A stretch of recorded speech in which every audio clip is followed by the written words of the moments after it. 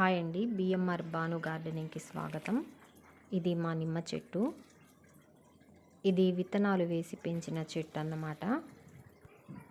చాలామందికి డౌట్ రావచ్చు, విత్తనాలు వేసి పెంచిన చెట్టుకు నిమ్మకాయలు కాస్తాయా కాయవా అని.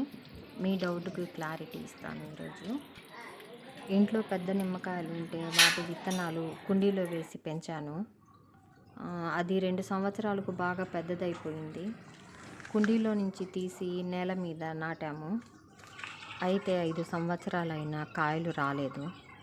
నిమ్మ చెట్టుకు చూసిన వాళ్ళు ఇంకా నిమ్మకాయలు కాయవు, అందులో విత్తనాలు వేసి పెంచిన చెట్టుకు నిమ్మకాయలు రావు అంటుండేవాళ్ళు. అయితే ఇంతకుముందు ఇలాగే విత్తనాలు వేసి పెంచిన చెట్టుకు కాయలు బాగా కాసాయన్నమాట. అందువల్ల నాకు బాగా నమ్మకం ఉండేది.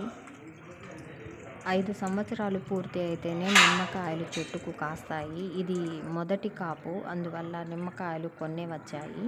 ఈసారి రెండో కాపు కాసినప్పుడు వీడియో తీసి పెడతాను, చూడండి. ఈ నిమ్మ చెట్టు పైన చూడండి, పిచ్చుకలు గూడు కట్టుకొని ఉన్నాయి. పిచ్చుకలకు నిమ్మ చెట్టు నచ్చినట్టుంది. మనం పెంచిన చెట్టు పైన ఇలా పిచ్చుకలు గూడు కట్టుకొని ఉండడం, చెట్టుకు నిమ్మకాయలు ఉండడం చూస్తూ ఉంటే చాలా ఆనందంగా ఉంది.